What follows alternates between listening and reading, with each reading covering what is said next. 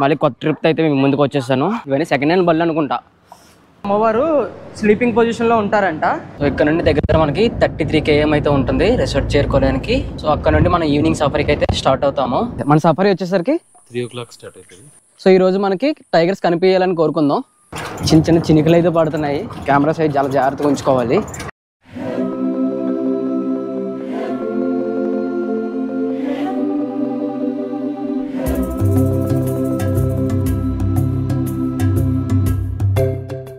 మళ్ళీ కొత్త ట్రిప్ అయితే మేము ముందుకు వచ్చేసాను.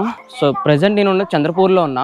సో యాక్చువల్గా ఏంటంటే నేను నైటే రికార్డ్ చేద్దాం అనుకున్నాను. నైట్ బాగా టైర్డ్ అయిపోయాను ఆఫీస్ నుండి వచ్చేసరికి. అసలు వస్తానని కూడా అనుకోలేదు ట్రిప్కి. నవీన ఆల్రెడీ ముందుగానే ప్లాన్ చేసుకున్నాను, మొత్తం ప్లాన్ చేశారు వస్తానని చెప్పేసి. కాకపోతే నాకు ఆఫీస్లో అవ్వలేదు. లాస్ట్ మినిట్లో మళ్ళీ వస్తానని చెప్పేసి అప్పటికప్పుడు రెడీ అయ్యి వచ్చాను నేను. సో ఈ సిరీస్ వచ్చేసరికి మనకి మహారాష్ట్ర సిరీస్ చాలా ఇంట్రెస్టింగ్గా ఉంటుంది. మిస్ అవ్వకుండా చూడండి.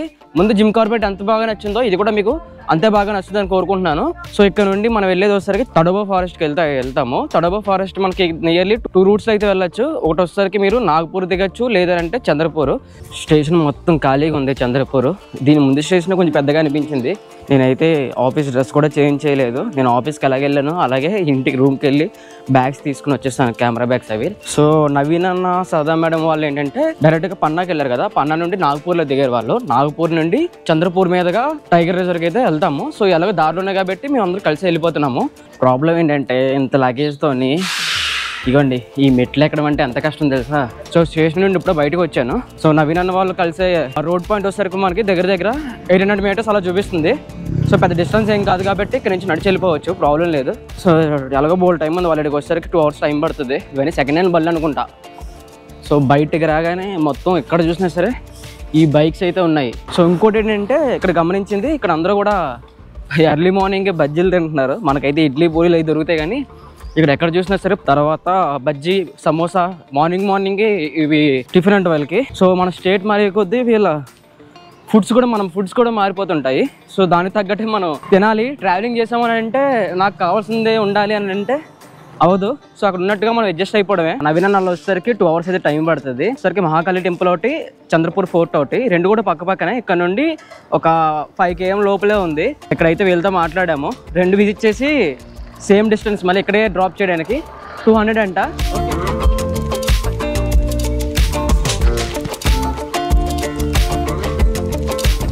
ఇక్కడ మార్నింగే కూడా చాలా వేడిగా ఉంది, ఎర్లీ మార్నింగే. స్టేషన్లో బాగా అబ్జర్వ్ చేసింది ఏంటంటే స్టేషన్ మొత్తం కూడా పెయింటింగ్స్ చేస్తున్నాయి. అది కూడా టైగర్స్, మొత్తం బర్డ్స్ వీటి కోసం పెయింటింగ్స్ చేస్తున్నాయి. మనకి ఇక్కడ బాగా ఫేమస్ ఏంటంటే నార్త్ వాళ్ళు ఎక్కువగా డెవలప్ చేసేది ఫారెస్ట్ని అయితే చాలా బాగా కాపాడుకుంటారు వీళ్ళు. సో ఇక్కడ అయితే బోర్డింగ్స్ అయితే పెట్టున్నాయండి. మహాకాళి మందిర్ ఇవన్నీ కూడా లోపల నుండి వెళ్ళాలని చెప్పి. మీకు ఒక ఎంట్రన్స్ వస్తుంది కదా, ఇదే కోట యొక్క ఎంట్రన్స్. చూసారా, అప్పుడులో కట్టిన కోటలు ఇంకా అలాగే ఉన్నాయి, చెక్కు చెదరకుండా. సో అప్పుడు కన్స్ట్రక్షన్స్కి ఇప్పటికి చాలా వేరియేషన్ ఉంటుంది.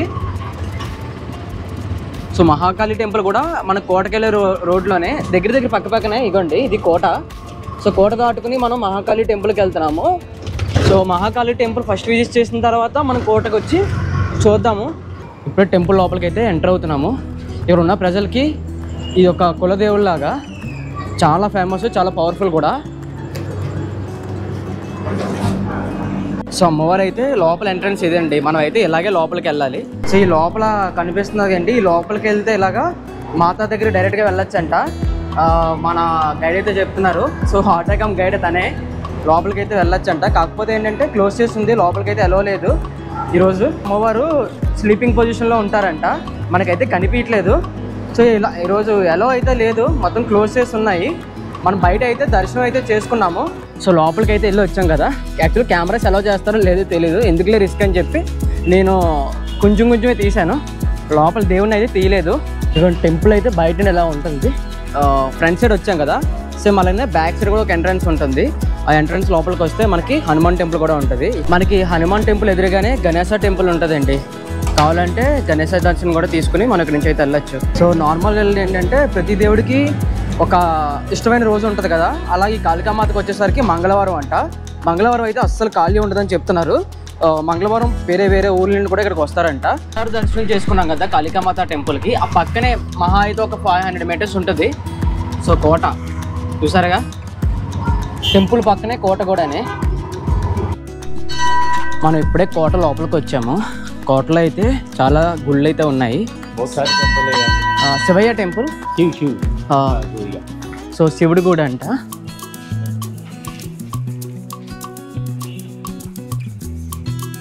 లోపల మంచి ఇంట్రెస్టింగ్ విషయాలు చెప్పారండి. లోపల ఏం చెప్తున్నారంటే లోపల శివుడాకారంలో ఉండదంట, మన శివుడాకారంలో అయితే ఉండరంట.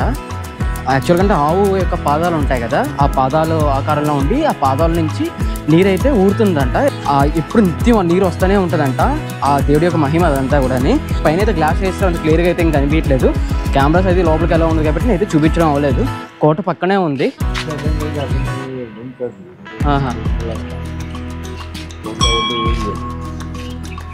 కోట లోపల బంద్ చేసి ఉన్నదంటండి. మ్యాక్సిమం ఏ కోటలు చూసుకున్నా సరే మనకి అయితే కొండ పక్కన కాదు, లేదంటే చెరువుల పక్కన, లేదంటే నదుల పక్కనే ఉంటాయి కోటలు అన్నీ కూడా. ఎందుకంటే అదొక వాళ్ళకి వేరే శత్రువుల నుండి అడ్డుకోవడానికి బాగా యూజ్ అవుతుంది. సో నవీన నాళ్ళు వచ్చేసరికి 2 hours టైం ఉంది కదని చెప్పి టెంపుల్ కోట తిరిగేసాము. ఇంకా వాళ్ళు వచ్చేసరికి ఒక 15 to 20 minutes పడుతుంది. సో వాళ్ళైతే నాకు తెలిసి అక్కడ చేసి వస్తారు. సో నేను ఇక్కడ తినేసి వెళ్దామని చెప్పి ఇక్కడ రెస్టారెంట్ ఉంది, బాగానే ఉంది. ఇక్కడ దోశ అలాగే ఒక టీ తీసుకుని వాళ్ళ కోసం అయితే వెయిట్ చేస్తున్నాను. టిఫిన్ చేసేసి బయలుదేరుతున్నా. నవీన నాళ్ళు వచ్చేసారంట, రోడ్డు దగ్గరలో ఉన్నారని చెప్పారు. సో ఇక్కడ నుండి ఎంత దూరం కాదు, ఒక 500 meters అయితే ఉంది ఇప్పుడున్న మనం టిఫిన్ చేసిన హోటల్ నుండి. సో ఇది వచ్చేసరికి బస్ స్టాండ్, రైట్ సైడ్ వచ్చేసరికి రైల్వే స్టేషన్. సో మనం తడవ రావడానికి ప్రాబ్లం లేదు, రెండు పక్క పక్కన ఉన్నాయి కాబట్టి మనం ఏ వే నిండనా ఇక్కడికైతే రావచ్చు. సో ఇక్కడ నుండి మనం డైరెక్ట్గా ట్యాక్సీ కానీ ఆటో కానీ పై మాట్లాడుకొని తడవ గేట్కి అయితే చేరుకోవచ్చు. దగ్గర 40 km ఉంది అంతే ఇక్కడ నుండి. సో మన సర్కిల్ దగ్గరికి అయితే వచ్చాము. ఇక్కడ నుండి లెఫ్ట్ సైడ్ వెయిట్ చేస్తే మన క్యాబ్ అయితే వస్తుంది, అక్కడ నుండి అయితే మనం బయలుదేరచ్చు. సో మన వెహికల్ అయితే వచ్చేసింది. సో లగేజ్ అంతా లోపల పెట్టేసాము. ఇప్పుడైతే తడబాకి అయితే స్టార్ట్ అవుతున్నాము.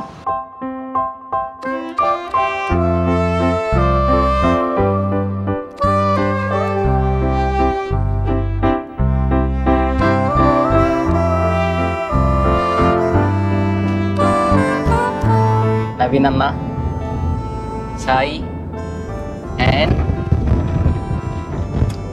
ఇక్కడ నుండి దగ్గర మనకి 33 km అయితే ఉంటుంది రిసార్ట్ చేరుకోవడానికి. సో అక్కడ నుండి మనం ఈవినింగ్ సఫరీకి అయితే స్టార్ట్ అవుతాము. సఫరీలో రోజు మనకి ఏం కనిపించాయి ఏంటి అనేది అది సెకండ్ బ్లాగ్ కింద పెడతాను. ఇక్కడ నుంచి మేము హోటల్కి ఎలా రీచ్ అయ్యాము, అక్కడ ఎలాగ ఉందనేది ఇది part 1 కింద మీకు అప్లోడ్ చేస్తాను. వే చూడండి ఎలా ఉందో, చుట్టూ అడవి, మధ్యలో వే ఎక్సలెంట్గా ఉంది. సో పొల్యూషన్ కింద దూరంగా వస్తే ట్రీస్ అంత గ్రీనరీగా కనిపిస్తాయి. మనకి ఫారెస్ట్లో ఉన్న ప్రతి వేకి ఏంటంటే స్పీడ్ లిమిట్ ఉంటుంది, కంపల్సరీ అది ఫాలో అవ్వాలి. ఎందుకంటే యానిమల్స్ క్రాస్ అవుతుంటాయి కదా ఒక రోడ్ నుండి ఈ వే నుండి ఆ వేకి.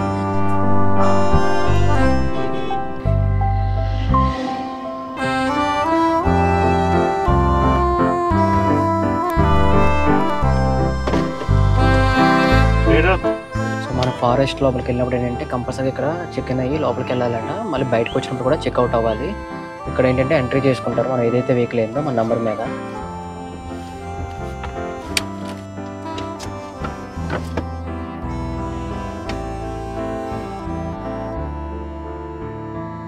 సో ఇప్పుడే మనం రిసార్ట్కి అయితే చేరుకున్నాం. సో ఇక్కడే మనం ఉంటాం ఈరోజు. ఇక్కడ నుండి మన సఫర్ అయితే స్టార్ట్ అవుతుంది. సో లోపల ఎలాగుంది ఏంటని చూద్దాం. బయట ఫారెస్ట్ అయితే అవుట్లుక్ అదిరిపోయింది, మామూలుగా లేదు, చుట్టూ ఫారెస్టే. సో ఇక్కడ బర్డ్ వాచింగ్ కూడా ఎక్సలెంట్గా చేయొచ్చు, మంచి మంచి బర్డ్స్ అయితే కనిపిస్తాయి. సో అవి కూడా మీకు చూపిస్తాను. మ్యాక్సిమం అది టైం ఉండదు కానీ మ్యాక్స్ కవర్ చేయడానికి ట్రై చేస్తాను. ఒక బర్డ్స్ అయితే మాత్రం అవి కూడా చూపిస్తాను, ఏ బర్డ్స్ కనిపించాయి ఏంటి అనేది కూడా. సో ఇక్కడ క్లియర్గా రెస్టారెంట్ టైమింగ్స్ ఇవన్నీ కూడా క్లియర్గా అయితే రాశారు. సో మన వాళ్ళు ఏం చెప్తున్నారంటే లోపల ప్యారడైజ్ ఫ్లై క్యాచర్ నెస్ట్ ఉందంట, అందులో 2 చిక్కీస్ కూడా ఉన్నాయంట, అది చెప్తున్నారు. భలే ఉంటాయి బర్డ్ అయితే మాత్రం, అది చూపిస్తాను మీకు. ఎక్సలెంట్గా ఉంటుంది, అది చాలా లాంగ్ టైల్ వేసుకుని క్యూట్గా ఉంటాయి ఇవి.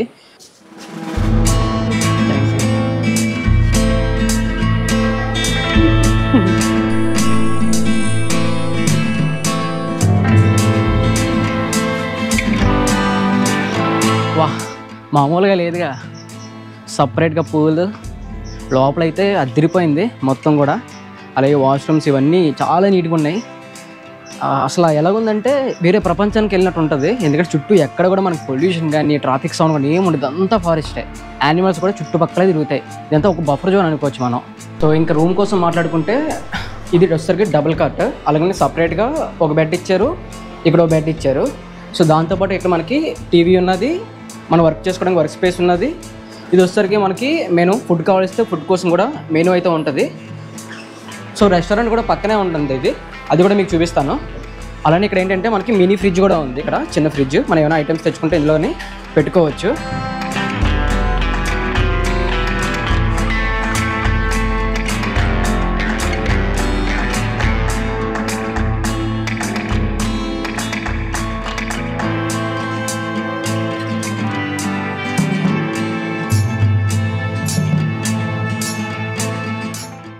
మన సఫారీ వచ్చేసరికి 3 o'clock స్టార్ట్ అవుతుంది. సో ఈరోజు మనకి టైగర్స్ కనిపించాలని కోరుకుందాం. చిన్న చిన్న చినుకులు అయితే పడుతున్నాయి, కెమెరా సైజ్ చాలా జాగ్రత్తగా ఉంచుకోవాలి.